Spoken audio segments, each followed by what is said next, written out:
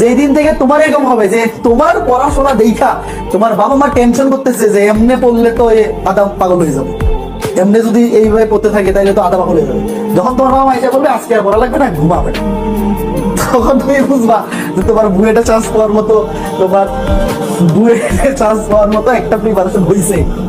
যতদিন পর্যন্ত তুমি এই জিনিস ফেস না করবো ততদিন পর্যন্ত বুয়েটে চান্স পাওয়ার মতো পড়াশোনা হয় না, এটা ধরে নিতাম। বুঝতেছ?